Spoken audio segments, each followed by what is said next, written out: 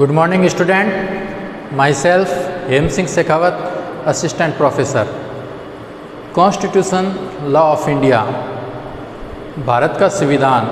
भारत के संविधान के अंदर आज हम जो टॉपिक स्टार्ट करने जा रहे हैं उस टॉपिक का नाम है फंडामेंटल राइट या मूलभूत अधिकार या मौलिक अधिकार। हमने भारत के संविधान की, इंडिया के जो कॉन्स्टिट्यूशन है उसकी जो विशेषताएं देखी थी, उन विशेषताओं में से एक विशेषता थी मूलभूत अधिकार या मौलिक अधिकार, फंडामेंटल राइट। भारत का जो संविधान है इसमें फंडामेंटल राइट के संबंध में कहाँ पर प्रोविज़न दिए गए हैं। आर्टिकल 12 से लेके 35 तक, पार्ट 3 के जो आर्टिकल 12 से जो 35 आर्टिकल है उसमें फंडामेंटल राइट के बारे में डिस्कस किया गया है। आज हम इस वीडियो के माध्यम से आर्टिकल 12 से 35 जो फंडामेंटल राइट के बारे में प्रोविज़न करता है उसके संबंध में शॉर्ट के अंदर समरी टाइप एक वीडियो बना रहे हैं। उसके बाद में एक एक फंडामेंटल राइट को हम अलग अलग विस्तार पूर्वक डिस्कस करेंगे।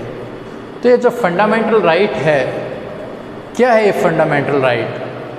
तो जो भारत का संविधान है उसमें फंडामेंटल राइट की कोई डेफिनेशन नहीं दी गई है, परंतु हम सुप्रीम कोर्ट, हाई कोर्ट के डिसीजन देखें तो उससे जो बात निकल के आती है वो ये है कि फंडामेंटल राइट वे राइट है, वे अधिकार है जो व्यक्ति के बहुमुखी सर्वांगीण विकास के लिए आवश्यक है। जिन राइट के बिना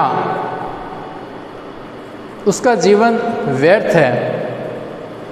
तो फंडामेंटल राइट वे राइट है जो व्यक्ति के सर्वांगीण विकास के लिए आवश्यक है, जिनके अभाव में वह अपना विकास नहीं कर पाता। भारत का संविधान का जो पार्ट 3 है उसमें आर्टिकल 12 से लेकर 35 तक फंडामेंटल राइट के बारे में बताया गया है। फंडामेंटल राइट की जो संकल्पना है, भारत ने कहाँ से प्रेरित होकर फंडामेंटल राइट को भारत के संविधान में स्थान दिया? तो अमेरिका के जो बिल ऑफ राइट्स है, उन बिल ऑफ राइट को देखते हुए भारत के संविधान निर्माताओं ने भी भारत के संविधान में पार्ट 3 में फंडामेंटल राइट का प्रोविज़न रखा। ये जो फंडामेंटल राइट है इसको भारत का मैग्ना कार्टा भी कहा जाता है। मैग्ना कार्टा क्यों कहा जाता है? क्योंकि सबसे पहले सन 1215 में जो इंग्लैंड के सम्राट जॉन थे, उन्होंने इंग्लैंड के नागरिकों को कुछ राइट प्रदान किए थे जिन्हें मैग्ना कार्टा नाम दिया गया। और भारत के संविधान का जो पार्ट 3 है उसके द्वारा भी भारत के नागरिकों को या व्यक्तियों को कुछ राइट्स दिए गए हैं। तो इसलिए जो पार्ट 3 है उसको भारत का मैग्ना कार्टा के नाम से भी जाना जाता है। जो फंडामेंटल राइट है वो मुख्य रूप से आर्टिकल 14 से लेके आर्टिकल 32 तक है। इसके अलावा आर्टिकल 12, 13 और आर्टिकल 33 से 35 किस चीज़ के बारे में प्रोविज़न करता है? तो ये जो फंडामेंटल राइट है, जो मूलभूत अधिकार है, मौलिक अधिकार है, ये किसके अगेंस्ट प्राप्त होंगे? तो ये जो फंडामेंटल राइट है वो प्राप्त होंगे स्टेट, राज्य के विरुद्ध। और राज्य को कहाँ डिफाइन किया गया है? राज्य को डिफाइन किया गया है आर्टिकल 12 के अंदर। एक एक आर्टिकल को हम विस्तार पूर्वक आगे देखेंगे। अभी मैं आपको बता देता हूँ कि आर्टिकल जो 12 है वो राज्य को डिफाइन करता है कि राज्य के अंदर क्या क्या शामिल है। तो भारत सरकार और संसद, राज्य सरकार और विधानमंडल, स्थानीय प्राधिकारी और अन्य जो प्राधिकारी है उनको आर्टिकल 12 राज्य में शामिल किया गया है। आर्टिकल 13 क्या कहता है? मूल अधिकारों से असंगत या उनका अल्पीकरण करने वाली विधियाँ। कि जो ये राज्य है, आर्टिकल 12 में जो स्टेट को बताया गया है कि राज्य ऐसी कोई भी विधि नहीं बनाएगा जो भाग 3 में प्रदत्त फंडामेंटल राइट को छीनती है या कम करती है। यदि राज्य ऐसी कोई विधि बनाता है जो फंडामेंटल राइट को छीनती है या कम करती है, तो ऐसी कंडीशन के अंदर जो सुप्रीम कोर्ट और हाई कोर्ट है वो जुडिशियल रिव्यू न्यायिक पुनर्विलोकन की शक्ति का प्रयोग करते हुए इस प्रकार से जो विधि बनाई गई है उसको असंवैधानिक और शून्य घोषित कर सकते हैं। तो आर्टिकल 12 में तो बताया गया है फंडामेंटल राइट किसके अगेंस्ट प्राप्त है, स्टेट के विरुद्ध। और आर्टिकल 13 जिसे फंडामेंटल राइट का रीढ़ की हड्डी कहा जाता है, मूलभूत अधिकारों का आधार स्तंभ कहा जाता है। क्यों? क्योंकि आर्टिकल 13 कहता है कि राज्य ऐसी कोई भी विधि नहीं बनाएगा जिससे फंडामेंटल राइट कम होते हो या फंडामेंटल राइट को छीना जाता हो। और यदि ऐसा किया जाता है तो हाई कोर्ट और सुप्रीम कोर्ट जुडिशियल रिव्यू न्यायिक पुनर्विलोकन की शक्ति का प्रयोग करके उसको असंवैधानिक घोषित कर देंगे। अब आते हैं कि फंडामेंटल राइट जो दिए गए हैं वो कौन कौन से फंडामेंटल राइट प्राप्त है। तो सबसे पहले जो फंडामेंटल राइट प्राप्त है वो है समानता का अधिकार। समानता का अधिकार आर्टिकल 14 से लेकर आर्टिकल 18 तक है। आर्टिकल 14 यह कहता है कि विधि के समक्ष सभी व्यक्ति समान हैं और सभी व्यक्तियों को विधि का इक्वल प्रोटेक्शन, समान संरक्षण प्राप्त होगा। अब विधि के समक्ष क्षमता क्या है, विधियों का समान संरक्षण क्या है, ये हम नेक्स्ट वीडियो में देखेंगे। आर्टिकल 15, आर्टिकल 15 क्या कहता है कि राज्य किसी भी नागरिक के साथ में धर्म, मूल वंश, जाति, लिंग या जन्म स्थान के आधार पर किसी प्रकार का कोई भेदभाव नहीं करेगा। जबकि आर्टिकल 16 कहता है कि राज्य के अधीन जो लोक नियोजन है, सरकारी नौकरी है, उसमें सभी नागरिकों के लिए अवसर की समानता होगी और किसी भी नागरिक के साथ में धर्म के आधार पर, उसके वंश के आधार पर, जाति के आधार पर, लिंग के आधार पर, जन्म स्थान के आधार पर, वंश क्रम के आधार पर और निवास स्थान के आधार पर उसे लोक नियोजन में अवसर की समानता प्राप्त होगी और इस आधारों पर किसी प्रकार से उसके साथ में कोई भेदभाव नहीं किया जाएगा। आर्टिकल 17 अनुच्छेद 17 जो अस्पृश्यता, छुआछूत का अंत करता है। और आर्टिकल 18 कहता है कि सेना और शिक्षा संबंधी उपाधियों को छोड़कर किसी भी प्रकार की कोई उपाधि प्रदान नहीं की जाएगी। तो ये फर्स्ट आर्टिकल 14 से 18 समानता का अधिकार। आर्टिकल 19 से लेकर आर्टिकल जो 22 है वो बताता है फ्रीडम, स्वतंत्रता का अधिकार। आर्टिकल 19 के अंदर बहुत सी स्वतंत्रताएं दी गई है, जैसे वाक अभिव्यक्ति की, शांतिपूर्ण तरीके से सम्मेलन करने की, कोई सोसाइटी बनाने की, भारत राज्य क्षेत्र में एक स्थान से दूसरे स्थान पर घूमने की, वहाँ पर निवास करने की और कोई व्यापार, वाणिज्य, व्यवसाय करने की सभी नागरिकों को क्या होगी, स्वतंत्रता होगी। आर्टिकल 20 अनुच्छेद 20 बताता है कि किसी भी व्यक्ति को अपने ही विरुद्ध एविडेंस देने के लिए बाध्य नहीं किया जाएगा।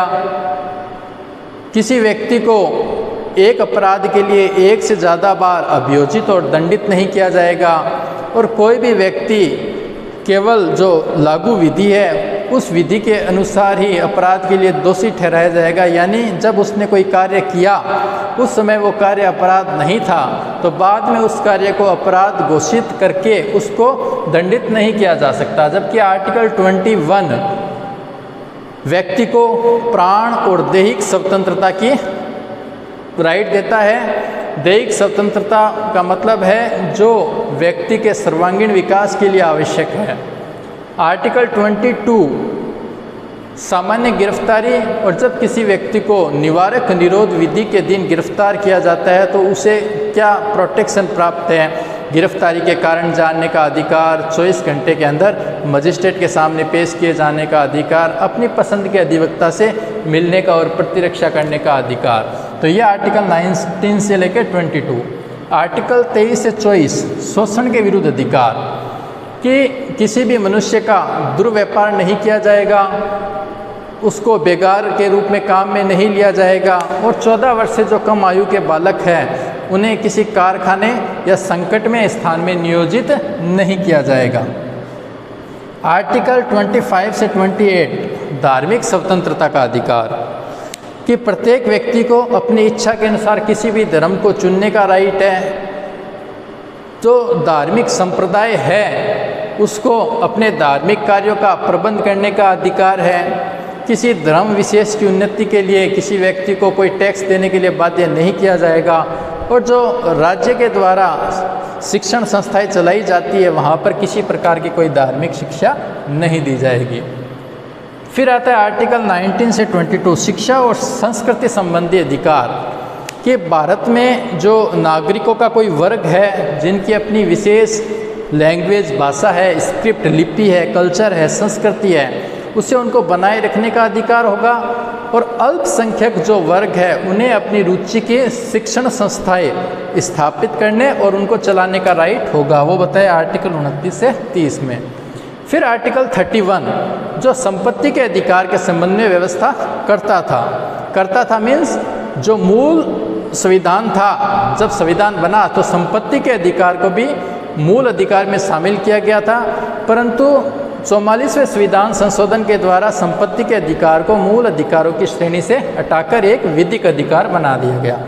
आर्टिकल 32 संवैधानिक उपचारों का अधिकार, कि यदि किसी नागरिक या व्यक्ति के फंडामेंटल राइट को छीना जाता है, हनन होता है, तो वह व्यक्ति आर्टिकल 32 का प्रयोग करके सुप्रीम कोर्ट में जाकर संवैधानिक उपचार प्राप्त कर सकता है और सुप्रीम कोर्ट उसके संवैधानिक उपचारों को यानी उसके जो संवैधानिक जो राइट है उनको लागू करवाने के लिए रिट जारी कर सकता है।